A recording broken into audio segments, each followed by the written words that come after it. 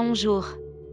Je suis Marie, et dans ce didacticiel, nous allons exposer comment récupérer avec Emedia CS l'identifiant d'une carte à puce sans contact, que l'on appelle improprement numéro de série. Ce didacticiel est découpé en 4 parties. Quelques notions. Personnaliser un modèle de carte. Réaliser l'impression et l'encodage. Vérifier une carte ainsi encodée. Notez que vous devez disposer d'une édition expert de Emedia CS pour pouvoir faire de l'encodage sans contact.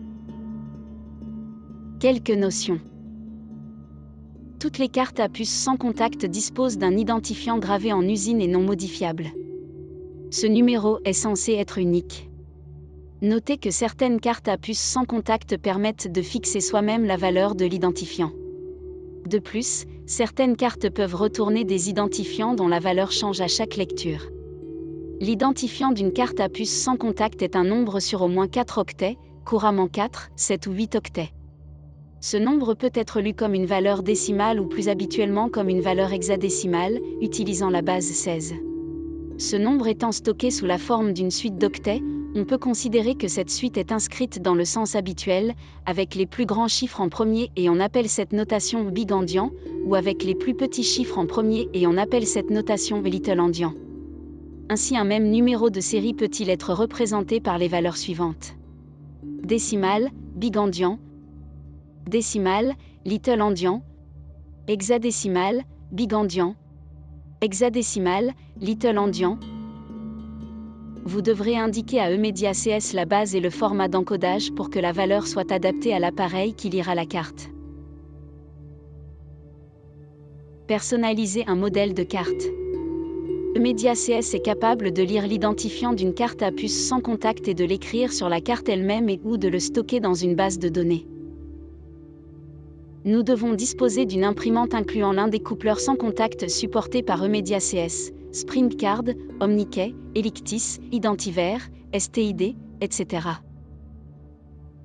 Si l'imprimante n'est pas équipée d'un coupleur sans contact, on peut aussi utiliser un coupleur externe, cependant nous devrons imprimer nos cartes en 2 passes, une première passe sur le coupleur externe pour qu'il récupère l'identifiant, une deuxième passe avec l'imprimante pour effectuer l'impression. Voici comment procéder dans Emedia CS. Nous sommes actuellement en mode conception avec une nouvelle carte. Ouvrons le modèle devant être lié à un identifiant sans contact.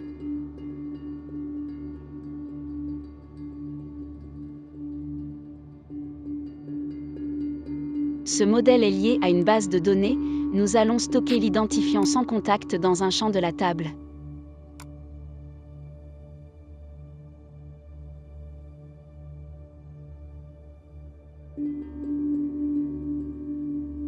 Remarquez que le champ de la table est lié à l'objet présent ici sur le modèle. On sélectionne l'outil Encodage sans contact dans la boîte à outils pour faire apparaître la fenêtre de sélection de profil.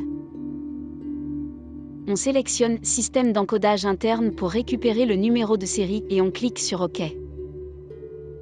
L'assistant d'encodage apparaît. On clique sur Suivant. On sélectionne l'encodeur installé sur le poste de travail. Au besoin, avec le bouton Configurer, on sélectionne le périphérique.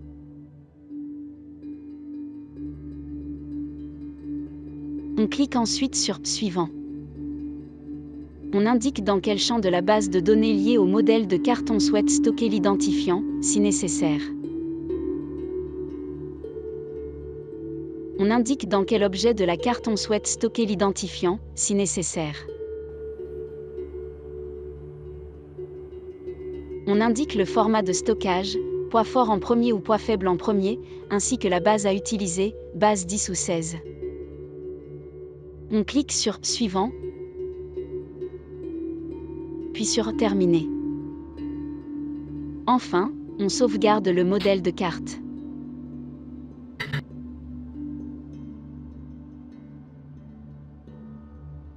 Réaliser l'impression et l'encodage. Pour pouvoir imprimer nos cartes, passons en mode exploitation.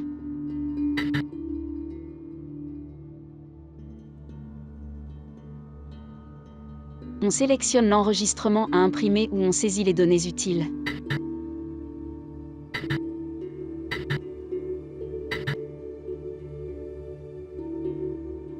Puis on lance l'impression.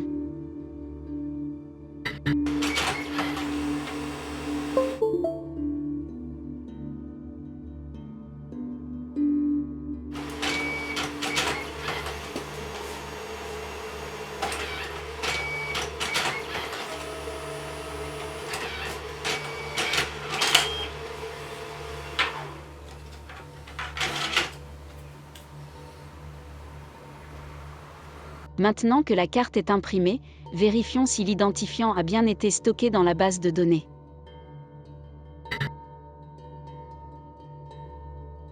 C'est le cas, on voit l'identifiant ici.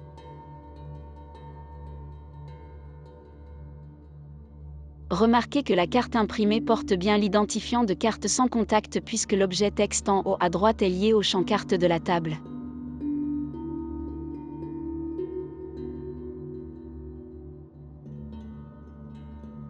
Vérifiez une carte ainsi encodée. La fonction CoolReader de eMediaCS permet de retrouver une carte à partir de la lecture d'un code barre, de la piste magnétique ou d'un identifiant de carte sans contact. Nous l'avons configuré depuis le menu Outils afin de retrouver la carte correspondant à l'identifiant lu sur un lecteur sans contact externe. Lançons CoolReader.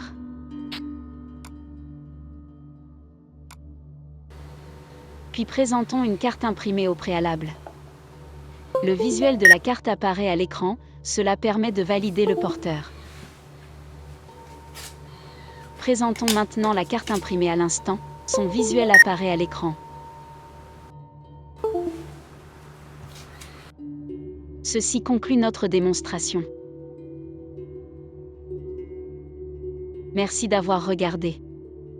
N'oubliez pas d'aimer, de commenter, de partager et de vous abonner.